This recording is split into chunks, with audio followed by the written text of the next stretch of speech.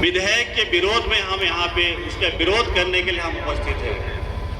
आखिर ये विधेयक में है क्या जिसका आज हम सिर्फ फूलपुरी में ही नहीं बल्कि हर एक जिले में, हर एक ब्लॉकों में, जहाँ तक कि पूरे प्रदेश के मुख्यालय में इसका विरोध हो रहा है। आखिर ईसाई समाज के विरोध में ये कैसा कानून हो गया है कि आज हमारे जो प्रदेश के लोग हैं रोड में आने के लिए मजबूर हैं। ये सरकार ये जो कानून लाई है, इस कानून का हम विरोध करते हैं, क्योंकि जो सरकार है, सरकार कौन है? सरकार जनता है, जनता के द्वारा चुनी हुई सरकार है। और वही सरकार आज हम सभी को, हम ईसाइयों को रोड में खड़े होने के लिए मजबूर कर दिया है। हम आज किसी धर्म के खिलाफ नहीं बल्कि स्वतंत्रता के अधिकारों को प्राप्त करने के लिए हम यहाँ उपस्थित हैं। जिस प्रकार से हमारे अधिकारों का हनन हो रहा है, हमारे आर्टिकल 25 का बार बार वर्णन हो रहा है। आर्टिकल 25 हमें क्या कहता है? हर एक व्यक्ति को, भारत देश के हर एक व्यक्ति को, प्रत्येक व्यक्ति को धर्म को मानने की स्वतंत्रता है। जो हमारे संविधान में प्रदत्त अधिकार है, हम उसके लिए हम यहाँ पे आज उपस्थित है कि कोई भी व्यक्ति आज 18 साल हो जाता है, बालिक हो, बालक हो, कोई भी व्यक्ति अगर बालिका जो वयस्क हो जाते हैं, उसे आज अपने धर्म को मानने का पूर्ण रूपेण अधिकार है। उसे वे निर्वाह कर सकते हैं, उसको आबाद रूप से प्रचार प्रसार कर सकते हैं। जो हमारे संविधान में प्रदत्त जो अधिकार है, हम उसकी बात कर रहे हैं।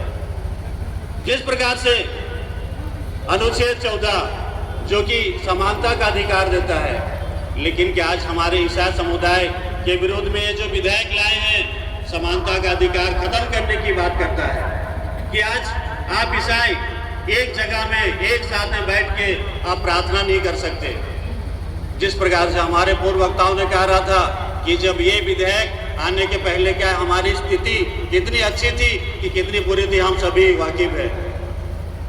जब ये विधेयक आने के पूर्व जब हमारी स्थिति बद से बदतर स्थिति में थी, लेकिन जब ये विधेयक अगर आता है तो हमारा समता का अधिकार, समानता का अधिकार का हनन होता है।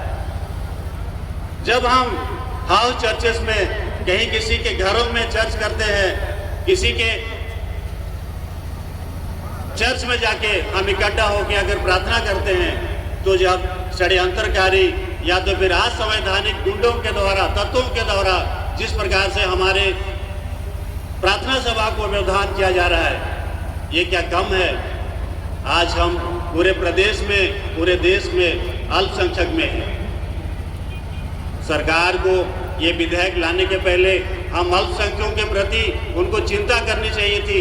इन पर जो दोष हो रहा है, जो इनको उत्पीड़न किया जा रहा है, इसके बचाव में हम इन जो अल्पसंख्यकों के प्रति हम कौन सा विधेयक लाएं, इस पर विचार करना चाहिए था, ना कि ये जो धर्म स्वतंत्रता कानून लाके हमारे ऊपर में उल्टा जुल्म करने की बात जो ये सरकार इस सदन में जो विधेयक लाई है, हम उसका विरोध करते हैं।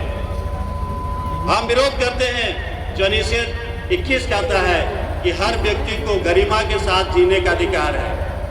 आज आप सभी यहाँ पे जितने भी हमारे जसपुर जिले से आए हुए हैं, आज से पहले कुछ समय पहले 15-20 साल पहले याद कीजिए आप लोग, जब धर्म की लड़ाई या तो धर्म की राजनीति यहाँ पे नहीं थी, हम एक दूसरे के साथ में हिंदू, मुस्लिम, सिख, ईसाई कितने गरिमा के साथ में, कितने एक हेल्दी माहौल में हम यहाँ पे अपने गाँव में, अपने कस्बों में रहा करते थे।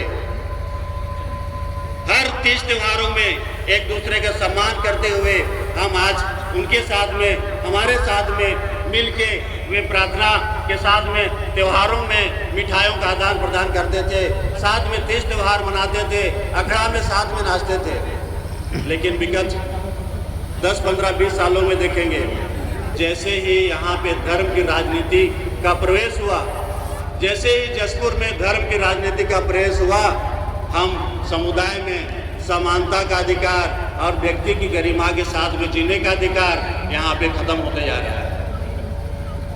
मैं चाहूँगा कि जिस प्रकार से संविधान की आत्मा का यहाँ पे हनन किया जा रहा है, क्योंकि संविधान की धारा में सारी चीज़ें जो इंगित है हम उसकी बात करते हैं। आप संविधान के विरोध में बात करते हैं, हम संविधान की स्वतंत्रता की बात करते हैं। आप बांटने की बात करते हैं, हम आज यहाँ पे जितने भी हमारे भाई बैठे हुए हैं अलग अलग समुदाय से, हम प्रेम की बात करते हैं, शांति की एकता बात करते हैं, हम भाईचारे की बात करते हैं। जसपुर जिला बहुत ही शांत प्रिय प्रदेश में एक राज्य होता था, जो कि छोटा नागपुर में हम आदिवासियों का एक गढ़ है जसपुर, जिसमें कि हम शांति प्रिय लोग यहाँ पे अपना अपना जीवन का निर्वाह अपने स्तर से करते थे। लेकिन आपने क्या किया, जैसे ही आपने यहाँ पे धार्मिक उन्माद फैलाने का काम किया, वैसे हमारे लोग सब अपने अपने कुटुंब में सिमट के रह गए। आप सामाजिक एकता की बात करते हैं, सामाजिक एकता है कहाँ? हर समाज में आप मनभेद, मुठभेड़, टकराव की स्थिति पैदा करके यहाँ पे आज हमको सामने में रख दिया है। मैं कहना चाहूँगा, इस प्रकार विध्वंसकारी लोगों के भावनाओं से, विचारों से हमें लड़ना होगा और हमारी जसपुर को नहीं पूरे प्रदेश को हमको एकजुट करके इनके विरोध में, हमको इनके खिलाफ में लड़ाई करने की आवश्यकता है। साथियों, जिस प्रकार से हम सभी जानते हैं कि हमारे भारत में सर्वप्रथम संत थॉमस का आगमन हुआ, जो कि दक्षिण भारत में उन्होंने पहली सदी में भारत में प्रवेश किया और उनके आज यहाँ पे भारत में प्रवेश के बाद में पूरे भारतवर्ष में आज ईसाई समुदाय आज यहाँ पे फूल फल रहा है। 1885 से लेके 1892 तक फादर कॉन्स्टेंट लीवर्स ने छोटा नागपुर क्षेत्र में प्रवेश किया। उन्हीं के द्वारा बाद में जसपुर क्षेत्र में बेल्जियम एवं जर्मनी के मिशनरियों के द्वारा यहाँ पे आकर धर्म की प्रचार प्रसार का कार्य शुरू किया गया। ये सिर्फ आके आज हमको धर्म की शिक्षा नहीं दिए, जो कि उस समय जिस प्रकार से पेट बिगाड़ी था, सर्वप्रथम वो हमारे अधिकारों के प्रति वे अपनी आवाज़ को बुलंद किए, वकालत किए, हमारे लोगों को उनके चंगुलों से छुड़ाए और वे हमारे अधिकारों के लिए खड़े रहे। उसी प्रकार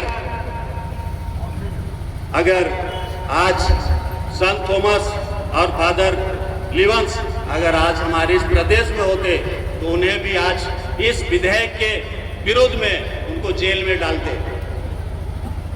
आप सभी को बताना चाहूंगा, हमारे संविधान निर्माता डॉक्टर अंबेडकर साहब, जो कि 14 अक्टूबर 1956 को नागपुर में 5 लाख अपने जो कि अनुयायियों के साथ में बौद्ध धर्म स्वीकार किए।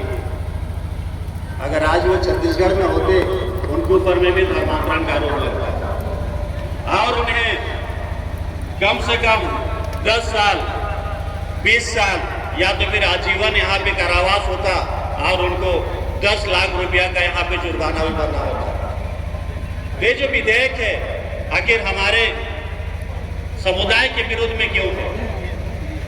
आप सभी को बताना चाहूंगा कि जिस प्रकार बर्डन ऑफ प्रूफ, जो कि दोष साबित करने का जो दायित्व होता है, जो संविधान में दोष साबित करने का जो दायित्व होता है वो राज्य सरकार को होता है, लेकिन इस विधेयक में उल्टा गंगा बह रहा है। वो उल्टा गंगा क्यों बह रहा है, कैसे बह रहा है, आप लोगों को बताना चाहूँगा मैं कि मान के चलिए कोई व्यक्ति हमारे ऊपर में आरोप लगाता है कि इनके द्वारा मुझे या तो फिर किसी भी व्यक्ति को धर्मांतरण करने का दबाव किया जा रहा था। सर्वप्रथम तो उसके ऊपर में एफआईआर होगी, उसको जेल होगा, उसकी जमानत होगी नहीं, गैर जमानती जो धाराएं हैं इनके ऊपर में लागू होगा। जब कोर्ट में जब बहस चलेगी, जो दोषी व्यक्ति है उसे अपने आप को दोष मुक्त करने के लिए बाध्य होना पड़ेगा। जो व्यक्ति एफआईआर दर्ज किया है उसे दोष साबित ना करके जो अभियुक्त होगा, जो उस जेल के अंदर में होगा, उसे अपना दोष मुक्त साबित करने को मजबूर किया जाएगा। आप बताइए कि जो व्यक्ति आज एफआईआर दर्ज करता है वो व्यक्ति दोष साबित ना करके अभियुक्त को वहां पे दोष मुक्त साबित करने के लिए बाध्य करता है। सबसे पहले तो जेल जाएगा, उसके बाद में जो पीड़ित व्यक्ति है बिना छानबीन का, बिना पूछ परख का, सबसे पहले उसको 10 लाख रुपया का मुआवजा देना होगा। अब बताइए ये कितना सही है? व्यक्ति पहले जाएगा जेल, उसके बाद मुआवजा की राशि उसको 10 लाख रुपया भी देना पड़ेगा। तो हम इसका विरोध करते हैं कि अभी तक का जो हमारा माननीय संविधान या सुप्रीम कोर्ट का जो आदेश है वो कहता है कि जो अभियोजन जो पक्ष है उसको दोष साबित करने का दायित्व होता है, ना कि अभियुक्त को। तो हम इसका विरोध करते हैं। उसी प्रकार आगे हम जाते हैं तो देखते हैं सुप्रीम कोर्ट का सिद्धांत है कि सजा के अपराध का अनुपात समान होना चाहिए।